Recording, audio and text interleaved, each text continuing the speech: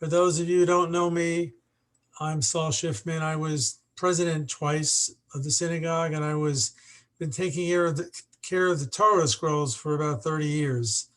So I've had a lot of time with the Sofarim coming here and trying to keep things in place. So I put together this presentation to sort of let everybody know more than they ever wanted to know about writing both Torah, mezuzot, and tefillin. And so I'm going to go fairly quickly. Maybe we'll have some time, some questions at the end. So let me see if I can share the screen. Okay. Let's see, how do I get it to be big now? You got to help me here. Let's see. So you've got a green share screen button at the bottom. I got that. I did that. So you click that, and then you need to select what you're going to share. So you should have a white box up that has different things from your computer. Yeah. Okay. I got it. I'm clicking on that, but does it come right up? No, there it is. You go. Okay. I got it. And hopefully you all have a reasonable size screen in your with your computers to be able to see everything. So we're going to try to do this. We got some stuff on the top there. All right. All right. So why is it so difficult to find old scrolls? Old scrolls meaning scrolls that are more than 2,000 years old. The main reason is they were mostly made of parchment, and parchment is animal skin, and animal skin is edible by insects and animals. The things that were written on papyrus, they didn't last as well. And sometimes it was written on metal and wood, but not very often.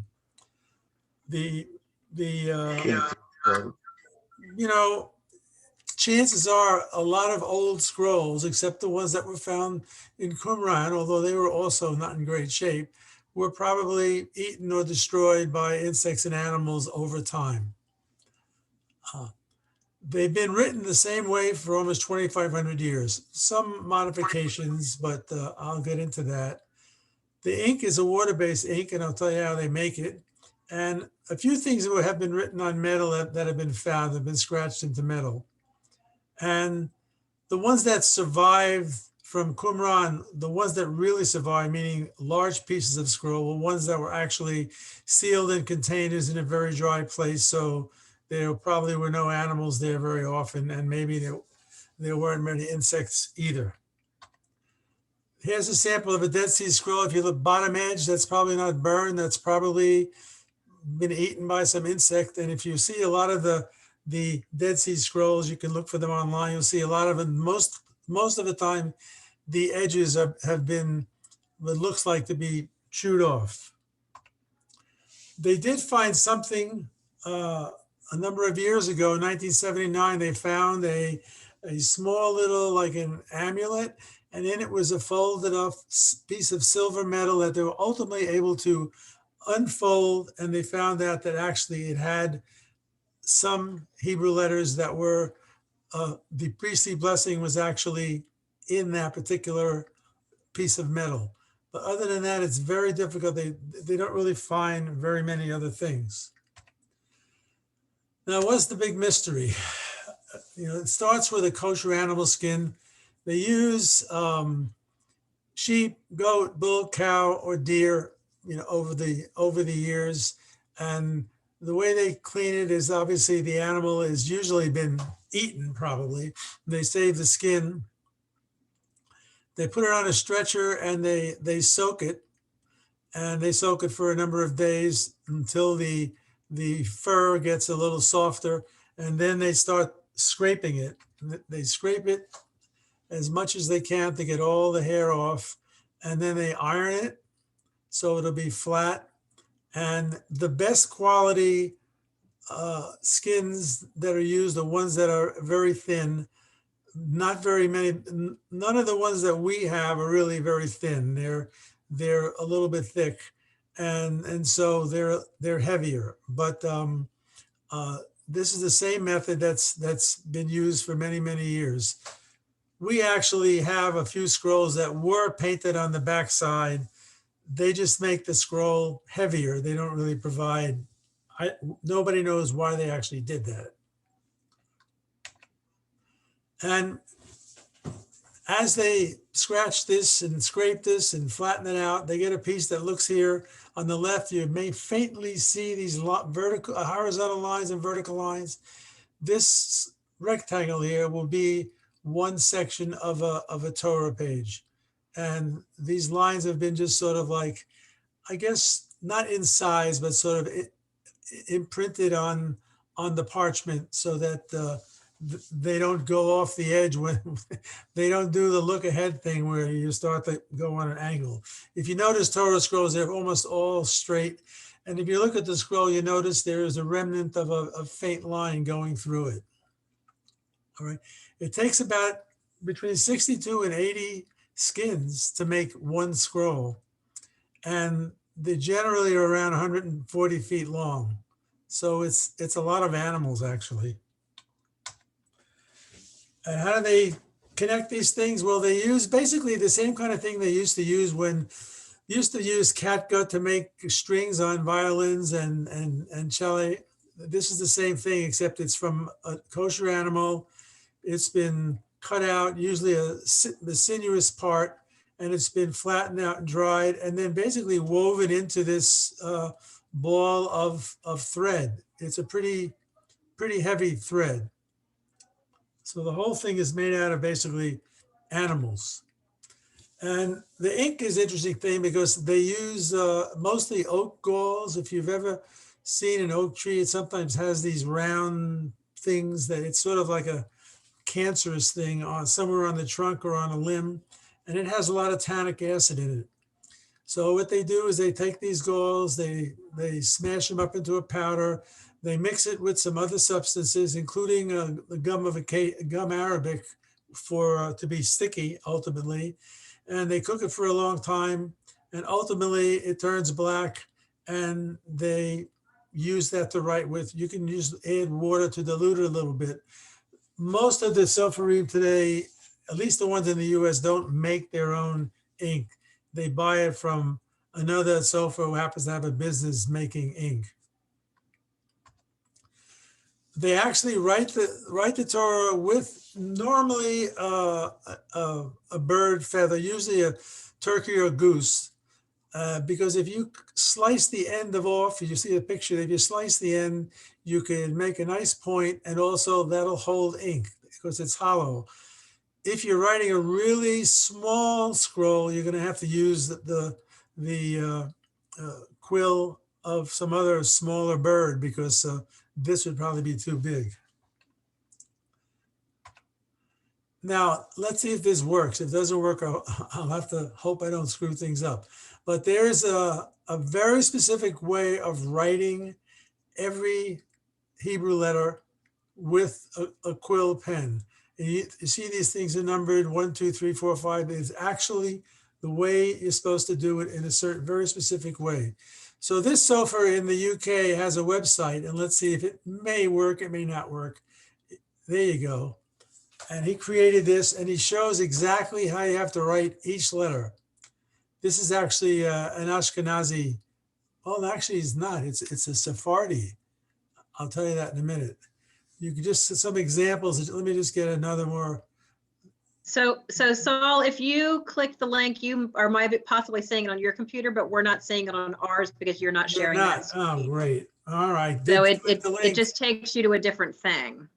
All right. So I guess that method doesn't work. Okay. Anyway, I could send you the URL for that, and you can go look how they write each letter. But there's a very specific way, and most of the reason is for not overwriting any letter. Each stroke is writing one part of it. There's no, like, if we write the letter A, we usually make a circle and then we go down. We sort of write over the right edge of a small A. There's no writing over here. This has to be done. Each line is done by itself. So that animation, that's interesting that you couldn't see that even though it was on my screen. We'll have to figure out why that doesn't work. If you wanted to, you could stop sharing the slideshow for right now and show us that. Well, that's what I did. You animation. See, I guess they can't do two things. Yeah. All right. Well, that's a little we write a letter to Zoom and ask them if they can do that. So there's only a few scripts of Torah So scrolls actually. if you The stop, ones, so if you stop your share, just stop your share and then share again and click on that link. oh yeah, but it's not worth it doing that probably. Okay. Okay, maybe I'll do that at the end. So there's different scripts. One is called Beit Yosef. It was actually created by Yosef Karo, who was the same rabbi who wrote the Shulchan Aruch. And there's another one called the Beit Ari, which was created by Isaac Luria. They must have been in competition because they lived during the same period of time. And the differences are very small. Sometimes it's hard to even notice. I have them pointed out. For instance, you notice the chet here, the way this is basically a vav in that script. In this script, it's not quite the same. All right. See, it's a little square box. So the one below is much more artistic looking. So there's actually only about 5 or 6 letters that are slightly different between the Beit Yosef and Beit Ari. We actually have our scrolls. They're actually this script and that script. When you get the Sephardic script, and we have one scroll that's a Sephardic scroll, and you will notice right away when you see the whole scroll, it's a much softer looking thing. There's not a lot of sharp edges. For example, if you just look at the Aleph, in the Sephardi Aleph, the way this goes, some of the other ones, it's more of a, even the Kaf, this is sort of like a harsher look to it. This is a softer look. The Lamed also is much more sort of artistic looking. That's just the differences are very slight, but somebody who looks at a whole scroll will notice right away, oh, this is a Sephardi scroll. Oh no, this is an Ashkenazi scroll. And there are some that are combinations, like scrolls that were written somewhere in northern Italy sometimes are in between. They use a little of each. So this, by the way, is about the only way that the modern Sofarim can tell where a script Torah came from, just by looking at the script, because generally it was passed down from generation to generation, and so they would just write it the same way. If you look more at these scripts, they have these tagin, which are embellishments on these 7 letters. Generally look like this. Sometimes they're much more elegant, much more curved, but nobody knows why they did that. A lot of these things are like either guessing or just sort of making up a midrash about why these things occur. You'll see some of that a little bit later. So they think maybe it's so you could distinguish certain letters that might look like a nun and a gimel, they look somewhat alike, not quite the same, but they're both embellished. And by the way, usually in our Chumash, I think that you'll also see these embellishments. Now, how's a scroll written? How are any of the scrolls written? First of all, it's written by somebody who's trained, and it's several years of training to learn how to do this without making a mistake, and also to write it artistically. I mean, that there are people who have handwritings in English that look beautiful, and people like me, the handwriting does not look beautiful. So it's the same thing. You have a style.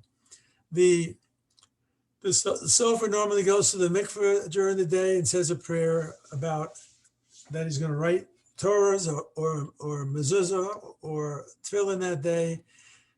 The actual prices, and this probably is more now, it's about 35,000 to 60,000. It takes about a whole year to write one. After they're finished, each section is given to another sofer to look at. Actually, 3 of them have to look at it to see if there's no mistakes. Of course, there is a mistake, then it won't be kosher and you can't use it in a Torah for reading. And so you see, it may sound like a lot of money, but if you're only writing one a whole year, and it's multiple people doing it, it's hard to make a living from that. Most of the soferim make a living fixing scrolls as opposed to writing new ones. There actually was a period of time after the Holocaust until in the 1960s where there weren't any new scrolls written because there weren't enough Sofarim in the world who survived. And then they started to write them after that. They use this format. I showed you those lines. The new scrolls usually have 245 columns and 42 lines each. The older scrolls are varied depending on the Sofer who wrote them. And generally between 17 and 20 inches tall, but we have a couple that are over 28 inches. We don't have one as small as 6 inches, but the large ones, the trouble is the ones we have that are large weigh about 40 pounds. So it's a very tough to do Hagbaha and lift them up. And the other thing that's important to understand is, we've tried to look through the archives. Harlan Shays, I worked with him trying to find, is there any information about where our scrolls came from? And we haven't been able ever to find anything because you can't write anything on the scroll anywhere. You can't sign it. You can't put a signature. You can't put a date. You can't put where it came from. It's only the letters of the Torah to be written on the main parts. So can one write on the 8 seam? Well, you can write on the 8 Chaim, yes, but that they could take that off and put a new one on. So it would have been nice if somebody at some time 100 years ago, after the synagogue was formed, and we had 3 scrolls coming into the building that we have now, the building we have now. 3 of them were moved from Johnson Street because I asked Burton Horowitz and other people. We got a 4th one. We don't even know where that one came from. And the 5th one we know, that's borrowed from Ohev Shalom in Goldsboro, which doesn't exist anymore. So it's on more or less permanent loan. Most of the scroll, for those of you who read the scroll, most of it is has a lot of spacing, but there's not generally a lot of special sections. There are 2 specific sections that always look this way in scrolls. One is the Song of the Sea, which is recited every morning prayers. And it looks like this. It looks like this in your Chumash. It looks like this on every scroll. That's one. The other one is a Hazinun at the end of Deuteronomy. There's a poem that Moses recites, and the poem is written in such a way that each half of it sort of says the same thing. For instance, it says, "Give ear, let the earth hear," and then the next side it says, "Remember the days of old, consider the years of ages past." Well, one side will say, "You neglected to do this," and the other side will say, "You forgot to do this." So it's a parallel thing. And that section also, you'll always see that in the scrolls. Now, sometimes you'll see the 10 Commandments in a format, but not always. And there's a lot of other things that could be formatted, but there's no rule that they have to be formatted, but these 2 specifically have to be this way. The other thing that's, I won't say it's unusual, but it's odd and you would maybe not notice it. There are some letters that are large and some in certain places and some that are small. Here's a listing of most of them. They're not all in every scroll, but they're in many scrolls. As an example, the end of the scroll is the word Yisrael, and the lamed in that goes to the center of the line, and it's supposed to be higher than any other lamed in the Torah. Why they do that? I mean, nobody really knows. Maybe it was, I'm finally finished writing this Torah, so I'm going to get a little fancy at the end. So, but it has to be in the center, and usually the lamed is higher. The bed in Bereshit is large. There's some other ones that are large, and the explanation, when I studied this, the explanations, like this particular love, which is in this word, which is Gershon, which is, it means whatever whatsoever goes upon its belly is that it is the exact center of the Sefer Torah in letters, and thus is in the belly of the Torah. Well, somebody made that up. I mean, no, they had to come up with an explanation of every one of these things. Some of them are more important, and I think it's the next one. Like the Shema, if you make a mistake at the end and you don't say echad, but you say echar, it means you will say that it would be translated as is not. It's be here, O Israel, the Lord our God, the Lord is one. If you read it the other wrong way, you'd be here, our God, the Lord our God, the Lord is not one. So there are some that make sense, but all these little things are, I think what happened was somebody asked, why is there a large letter? And the rabbis probably made up a story. That's my interpretation, because there's no halakhic reason why it has to be that way. If somebody knows something better on that, I spent a lot of time looking at that, and it got to be, I even found on another thing, I found something from a paper written in 1908 about another thing I'm going to go into, and it was sort of, they talked about many possible reasons for it, but they never said a specific reason. So they just make it up. There are also small letters. The small letters are there's a few of them that actually are make some sense. You see, there's a little, these didn't come out well, but there's a little hay over there. And then it says here that God created the world with the use of the letter Hey, that we should read it as Behei Bar'am, with the letter Hey, he created them. Somebody made that up. There's another one over here.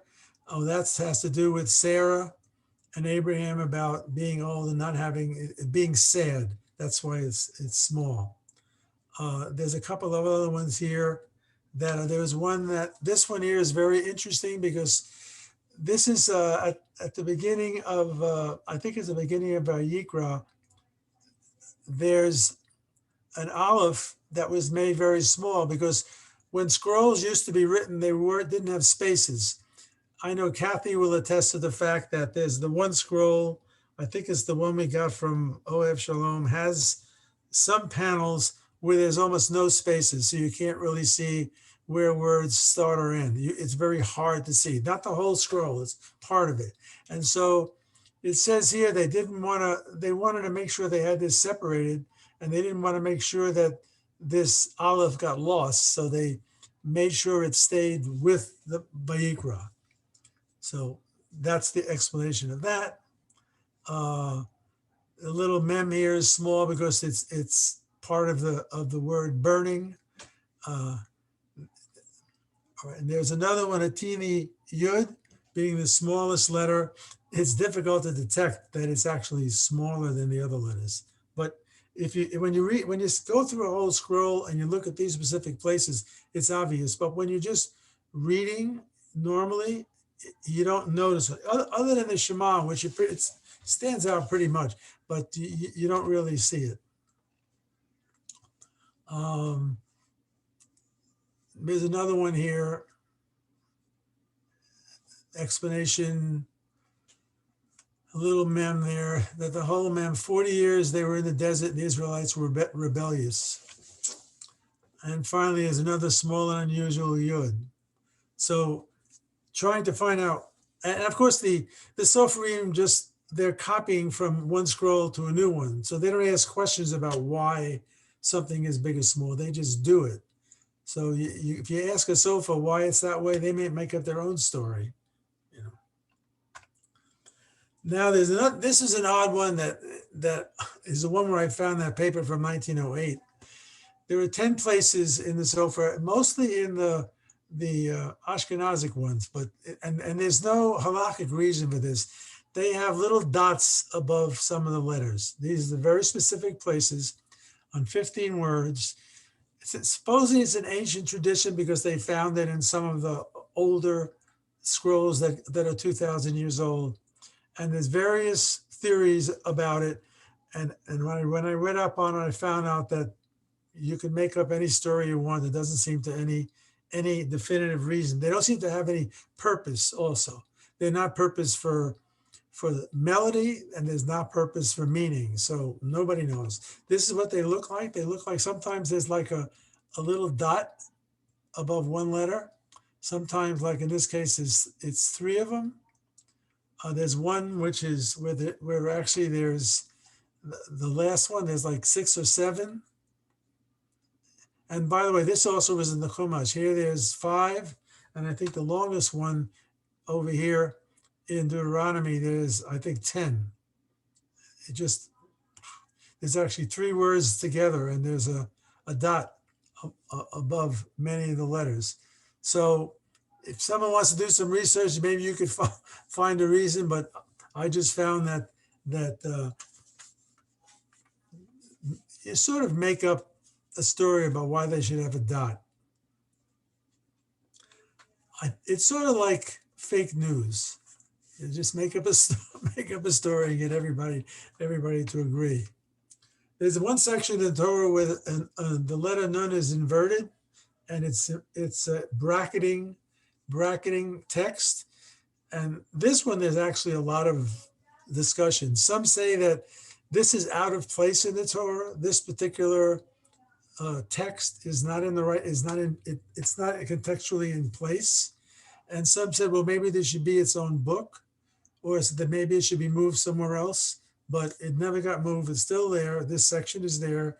And it's bracketed by the nun is not pronounced. It's just bracketed by this is like brackets. And why I'm sure there's scholars that study this all the time, because it says, interesting, when the ark is set out, Moses said, rise up, Lord. May your enemies be scattered. May your foes flee before you. Whenever it came to rest, he said, return, Lord, to the countless thousands of Israel. I mean, that could stay by itself anywhere. It doesn't have to be part of something else. So someday, maybe there'll be more consensus. Now, in the scroll, if you have a letter that's broken or damaged, meaning it's partially missing, or there's a hole in it, or it's broken, then the scroll is not kosher. It can't be used, except there's a vav that's broken. And it's you notice the better picture here where it's cracked. And this one actually, the story is that God promises peace after Pinchas has killed 2 sinners. According to tradition, the peace you get after killing is broken. So they want to say that you cannot get peace through violence. I don't know that people follow that very much in history, but at least it's in the Torah that way. Now, the scrolls are actually mounted in an Eitz Chaim, which is basically a pole with 3 holes drilled in it. All right, normally using hardwood, and each end is wrapped around the Eitz Chaim, and it's threaded with the gin through the hole. I think it's a picture you can see better. Well, you just keep going around. So it's really, you can see the hole there, the hole over there.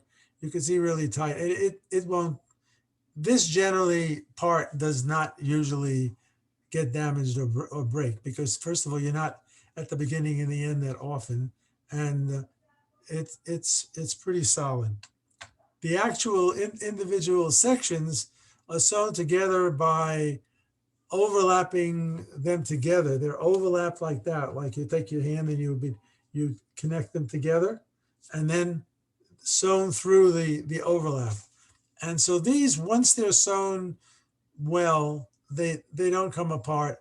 They sometimes come apart at the tops and the bottoms from mishandling during lifting the Torah, but it's a pretty sturdy thing. Both the thread, which is the sinew, is strong. Whoops, go up one, is strong, and it's tightly wound, because it's not going to be. In fact, it even stays together if it's not even sewn, because it's bent in half and it's grabbed together like that. our scrolls, we've got 5 scrolls. They mentioned one on loan from Ohev Shalom, and then the other 4 that have been here for a while. They're using actually all 3 of these scripts. This one, we have at least 2 of them, which I call the Vav scroll. The scribe wrote it in such a way that the beginning of each column is a letter starting with a Vav. That was just a style thing, which means he used the fact that he could have spaces somewhere else to arrange it. So there's always a Vav at the beginning, except of course the beginning of a book. So we have a couple of those. It's noticeable when you see it because you see the same letter at the top of every column. It's not a functional thing. And then you have, scrolls which are retailing the slight differences.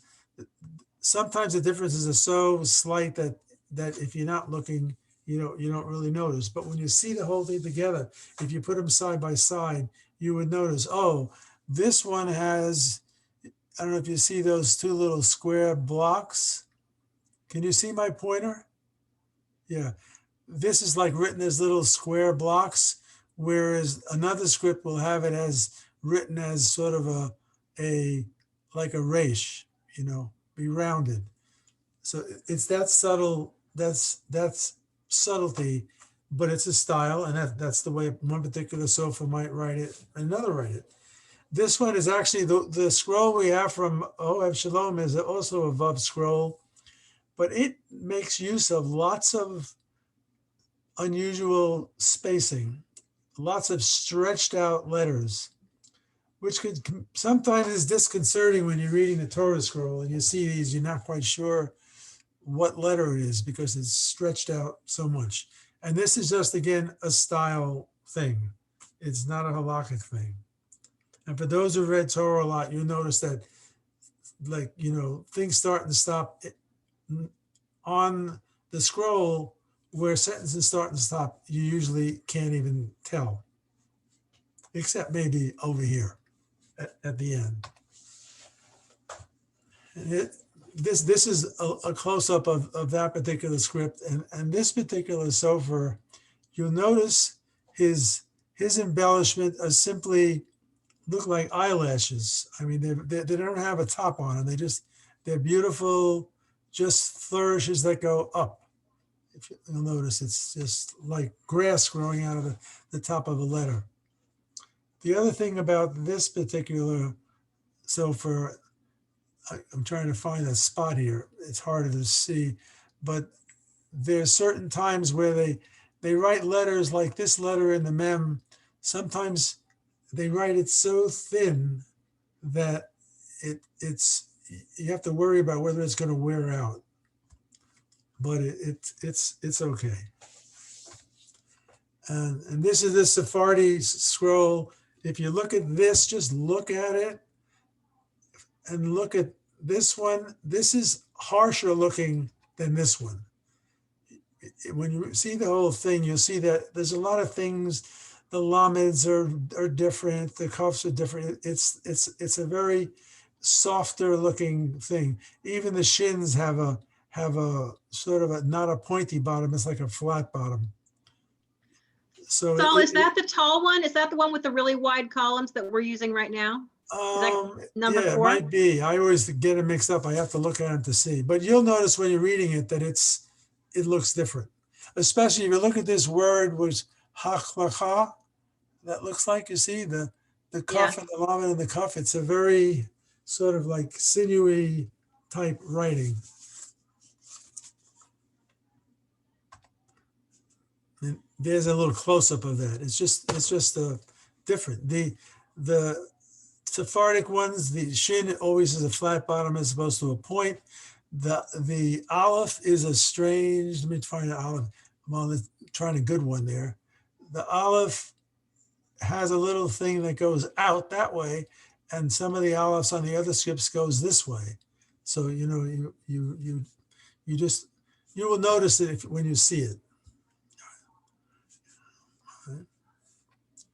And a lot of people have never been up there that close to see the scroll, so they don't have that experience. when I usually give this, I gave this presentation last time in 2013, and we were there so we could have, I had the scrolls out and you can actually see them. It's much more impressive when you see them in the flesh than see them, no pun intended, see them here on the presentation. So scroll care. Moisture is the main enemy of a Torah scroll. You know, whenever they have those terrible floods and things, and synagogues get flooded, it's because the ink is water based. It isn't so much the destruction of the parchment. It's the ink is water based, and getting water on it, and then it being rolled up with water in it. After a while, the letters start to come off, and basically, you probably have to write almost the whole thing over again. They're not supposed to be stored in an outside wall like ours is in the main sanctuary, except we don't have it closed. It's open with a curtain.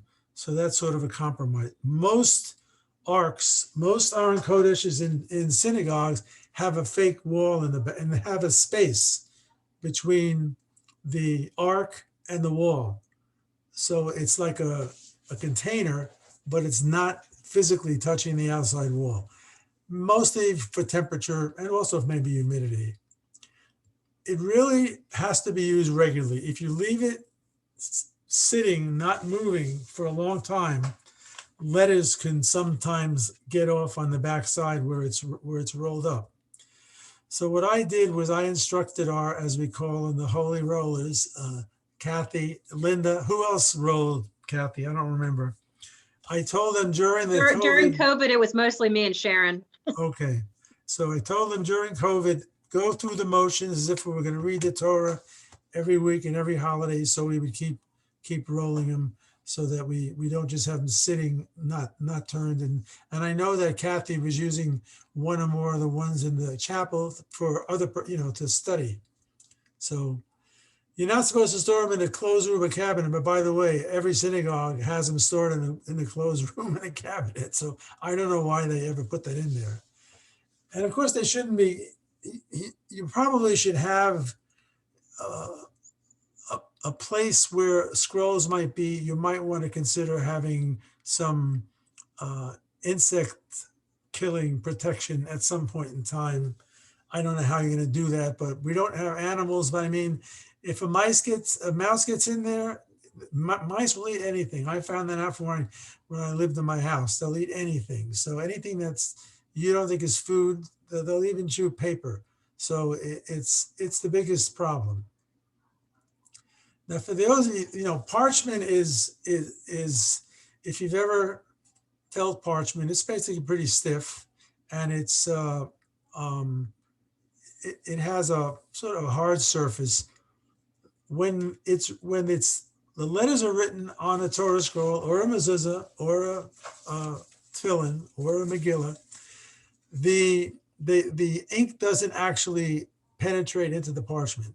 The letters are actually stuck on with that acacia. They're stuck on the parchment, so they're very susceptible to being damaged by things running across. Like when there's no halakha says you don't have to, about not touching the scroll.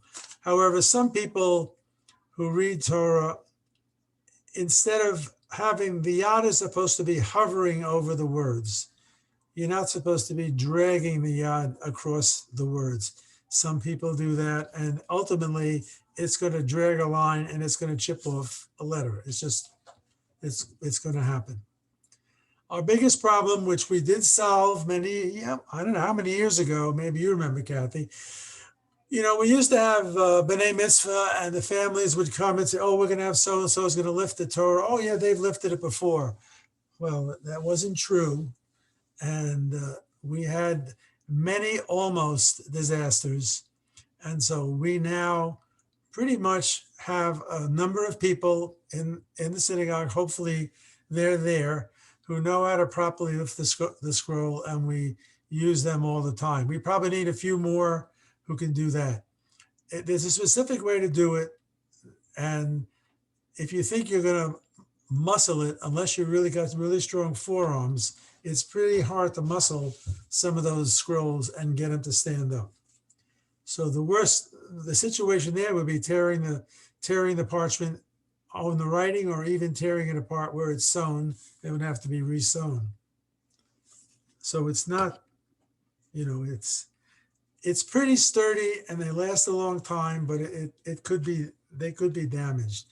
We think that there was a scroll at the synagogue somewhere, not 1875, but somewhere near the beginning of our synagogue. And so there's one that's at least 120 years old. The other ones are probably all 100 years old, except the one I think the one we got in the 1960s or so. No, I'm sorry, later. The one we got was the fourth one, I think, was a newer one, but the other ones are quite old. Now, I mentioned some of this already, but when is a scroll not kosher to be used? First of all, if any letter is missing or incomplete, or is an extra letter, or an entire scroll is not kosher or suitable for use, you can still use it to study, but you can't use it for ritual, for reading the Torah. Sometimes letters are weak or faded because the ink over time just sort of fades. That's okay as long as the letter is complete. If the name of God is damaged, then the whole section has to be taken out and replaced. And what you take out has to be buried. It can't just be repaired. We ask the Torah readers to just sort of, when they're reading, just if they see anything that looks like a problem, to make sure they note it down. I was trained by the Sofer to be able to repair small tears. I have some parchment they use, and if it's not affecting the text. And the Sofer, this is obvious. It's the Soferim have a business.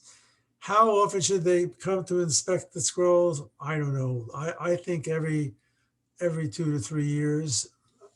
Some people will say more often, less often. But if it gets out of hand, and there are synagogues that I know personally about who just they had a lot of scrolls and they'd let them sit and they weren't inspected.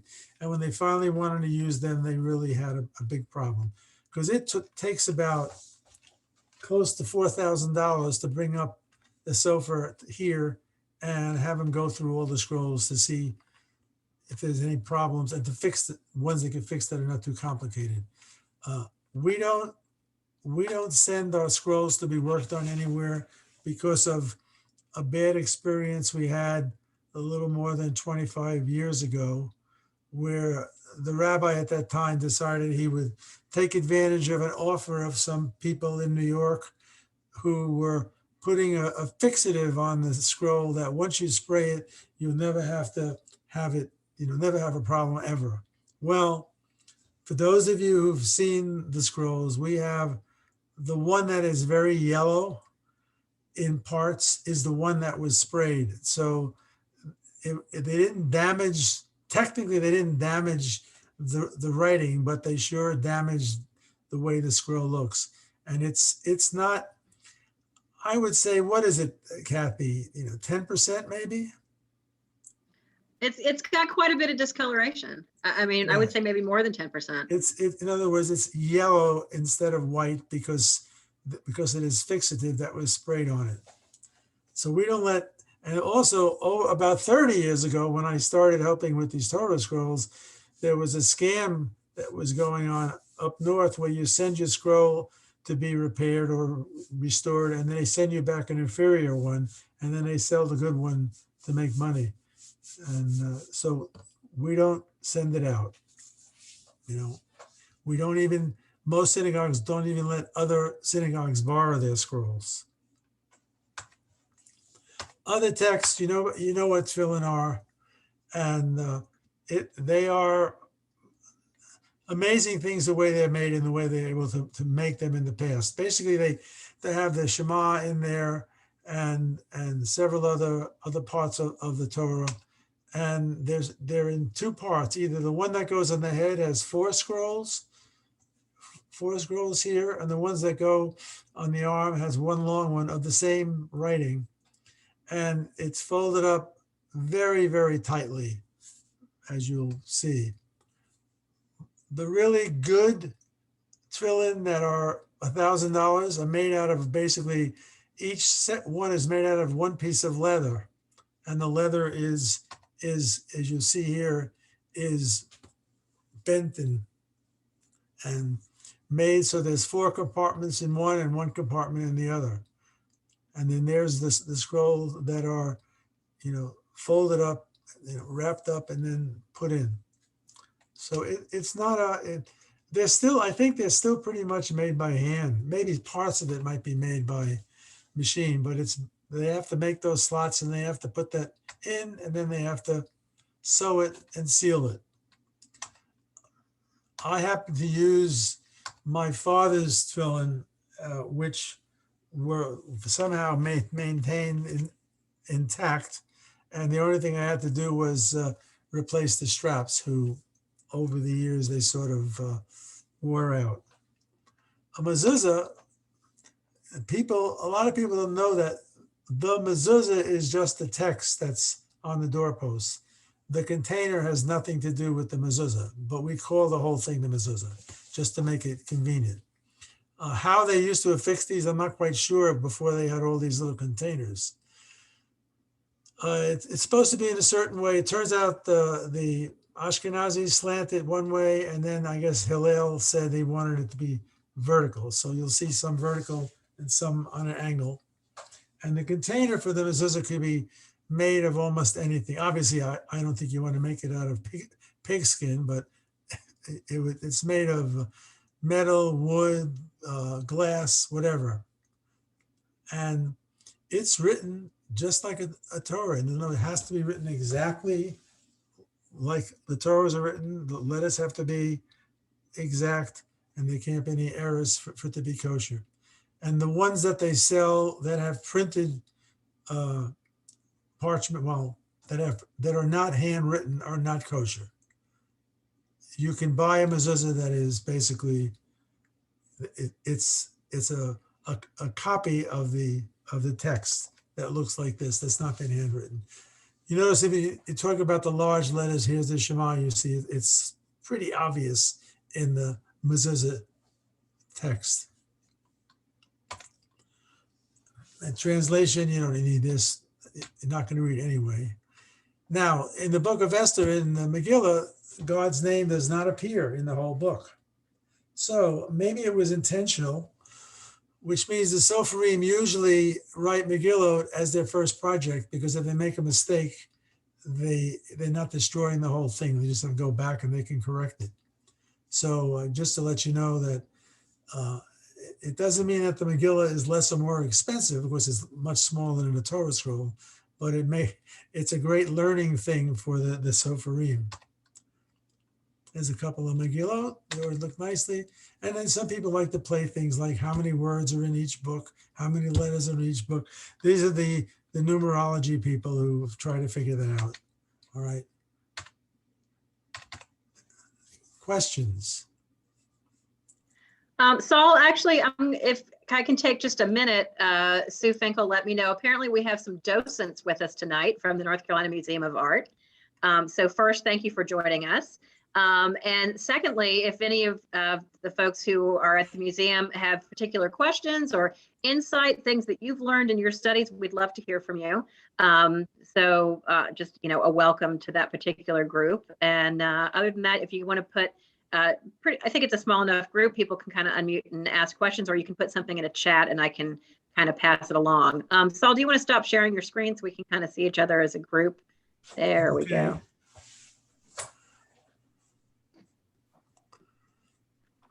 Any questions? It's nice, by the way, if you haven't ever been up close with enough time to look. When you get your aliyah, when you go up for an aliyot, you usually don't get a lot of time to look. Yeah, Bob. Can I ask a question now? Yeah. Is there a specific number of turns? Of what? I didn't get that, Bob. A When specific, they're fixing it to the roller. You know what I'm talking about? When they're attaching the parchment to the rollers, is there a specific number of turns. No, I don't think so. I mean, there may be, but they want to have enough so it's really sewn onto the roller. okay. Also, I don't, it's generally, I mean, it looks to me like usually it's about 3 times because I've looked at the ends of all of them, but I don't think, I've never heard that there's a specific amount, but they have to leave enough space. I believe, by the way, the last section has to be part of the part that's attached. You And can't just have another section that doesn't have anything written on it. why are there different sizes to the Torahs? Well, mostly, why are there different sizes? It's mostly the writing. It's much easier to write big letters than it is to write small letters. So there's this is style. I think I haven't looked at all the ones they have at Beth Or, but a lot of synagogues I've been to still have a lot of big Torahs, like 28 inches or even bigger, just because that's the way they wrote them. They didn't consider that anybody would have trouble lifting it. I guess it must have been stronger. I don't know. Yes. Okay. Thank you. Saul, do you know anything about the scrolls that they have at the Museum of Art? That's what I was asking about. Oh, yeah, I do. They have a Sephardic one in a case, don't they? Yes. Well, it's called a tick. It's the Sephardi they have a case and the scroll is in the case, and normally the rollers are on the outside so that you can roll it in the case, which is not very good if you have to make a big roll. If you want to go with normal Shabbat sequence, it's not a lot to roll, but other than that, it could be a problem. We used to roll it. I used to help them. I would pick out a portion and translate it, get the translation, and we put that in a little spot near the scrolls, and we stopped doing that. The thing is, what's in there is a deerskin, believe it or not, a deerskin scroll that it was extremely poorly written. And how old it is, I don't know. And so it's a pretty fragile thing. It's a very limp, it's deerskin. It's not like parchment. It's soft. That scroll did not come with that tick, with that container. That they bought the silver covered container by itself, and then they searched around for 5 years to find a scroll that they could buy that would fit in the container. So it just stays there now. I think it may be still partially open, but they're not turning it anymore.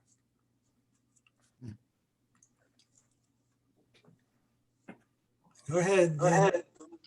Is there any historical documents that describe, the evolution of how these scrolls have to be written? And obviously different communities probably do things somewhat differently, and certainly the style of the letters, but the actual, has to be, the way of, and interestingly enough, it hasn't changed in thousands of years. They still do it the same way. Actually, but why? I forget the exact years, but the rabbis got together in the years maybe between 400 and 600, somewhere around then. They wanted it. There was mostly in those days, I think they may have been all in Eastern Europe, but I'm not quite sure. But anyway, they got together to standardize the scrolls that they would write from then on. So they went through everything and said, this is okay, this is okay. No, we should really not do it that way, do it this and that. They did that. And so the Pentateuch, which is the 5 books of Moses that we have that are also in scroll form, were actually created then. They supposedly did not change any of the content, but some of those things like large letters and small letters and other things, because remember there's no vowels, so they have to do some adjustment. So there is stuff written about that actual effort to standardize it. And by the way, I don't know whether the Sephardim had the same process. It might have been that it happened later, meaning in the 1400s when both Cairo and Luria were doing their work. So I got to look that up. I don't remember seeing that. But as far as the Pentateuch version that we use now is pretty much between, I think, about 400 and 600. See, it took them several hundred years to agree on everything. I mean, it wasn't like in a week. Steve's shaking his head because rabbis can never agree, right? Right. So I'll just mention some of you who are Torah readers know we're doing some transitioning in how we're scheduling that. And one of the things that Bonnie Leach and I have started, our big project for the next several years, is to actually photograph all of our scrolls, so that our readers can look at a photograph ahead of time, because it's not always convenient for folks to come in and practice with the scroll. But as we learned from Saul tonight, if you don't come in and look at it ahead of time, it can be very disconcerting when you show up and there's a race that's like 6 inches long. I always would take a picture. I always used to go in and take a picture. So we're starting a project to take a picture of the whole thing and then catalog it in such a way that our readers would be able to access those pictures. And we're doing it basically the top half of every column and the bottom half of every column. And I think we're on that Sephardic scroll right now. It's the one with very wide columns. And you were saying that generally you can't really tell that the spaces between the words are uniform. Some of them are that way, yeah. Some of them. That one we've found just in the process of taking all these pictures, if you kind of relax your eyes a little bit, the spaces between the verses are slightly wider than the spaces between the words. And because when we try to take the picture of the second half of the scroll, sometimes it's in the middle of a paragraph. It's not always at a nice break.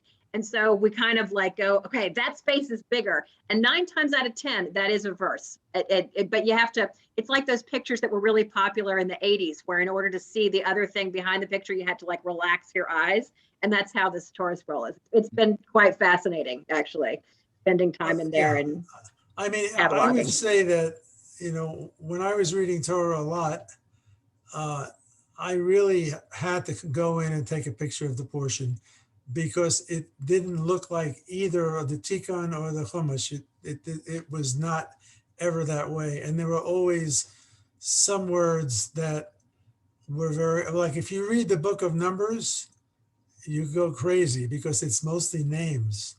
And a lot of those things you never see anywhere else. And so you really have to study it. Otherwise, there's no reference.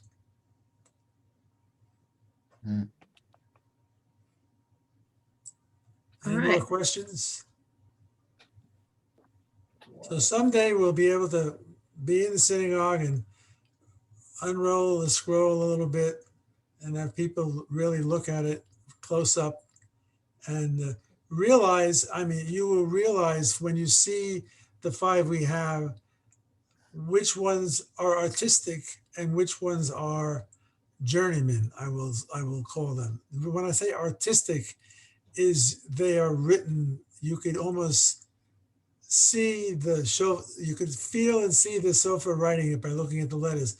Some of them, the letters are sort of not too crisp. They're a little fuzzy.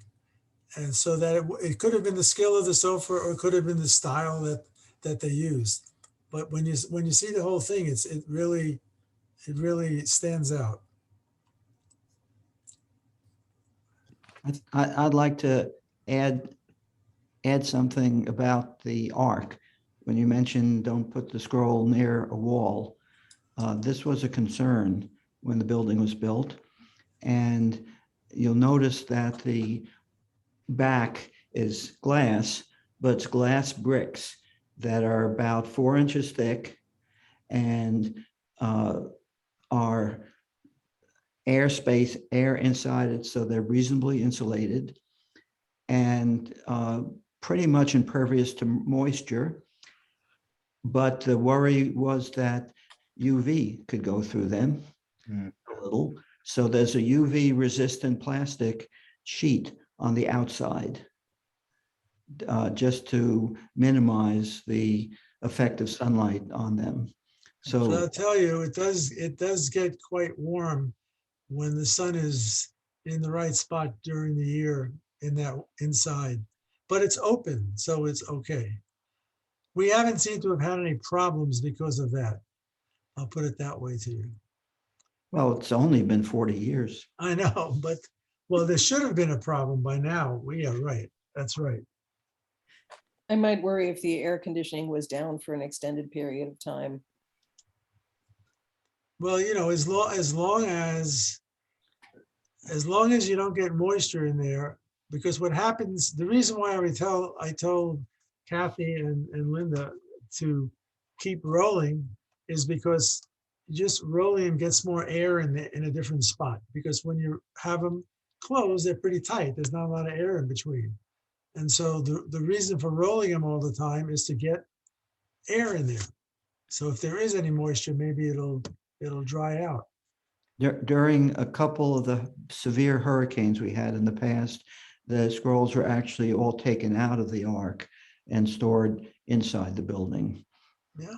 Rather than be near that glass wall. You got to make sure you store them inside the building in a place that you don't think is going to get wet. Yeah. Okay. Tom, Yes. so just curious, out of curiosity, do we have any idea how many shuls around the world do not have sufficient numbers of Torahs to do the service properly? Do we know? You mean anywhere? Yeah, I'm just curious. Well, I don't know. I mean, I know that there are many situations where synagogues will donate a Torah to another synagogue because they don't have one. yes, Or- that happens. And I don't know. So for example, how many Torah scrolls, the Sefer Torahs, does it take to have a proper number to? Well, if you want to be in one spot, you only need one, but you would have to interrupt You have to go back and forth. your service depending on the holiday. But I think I don't think there's a time where you need four. I think it's three. There's one I thought there was Shabbat in one the time spring. There's four. Yeah, there's one Shabbat in the spring every year. If Rosh Chodesh Nisan falls on Shabbat, then that's Rosh Chodesh and it's Shabbat Hagadol, and we use 3 scrolls on that day. But I can't think of a time that we use 4 other I than don't think we for I the don't know if there's a ceremony time of with- Yom with Kippur, four. but it's usually 3, and that's only once a year. Yeah, but you know, you just think if you have one and you're trying to do Rosh Chodesh, that means it means you got to stop and have 2 people trying to roll to the right Roll spot. It upsets the decorum of the whole service to do that. So a lot of synagogues I know new ones only have 2 because they're expensive. If you want to Right. have a synagogue and like Beth Or inherited, I think 3 from the Wilson Synagogue, and they kept 2 and they donated 1 away. The Goldsboro, we have one of them. The other 2, I think were sent somewhere else. This is years ago. So, I mean, this is how they get around. Rocky Mount, they donated their Torahs to other synagogues because they're closed also. So that's what's happening now. And of course, you get places like Louisiana where so many scrolls got destroyed.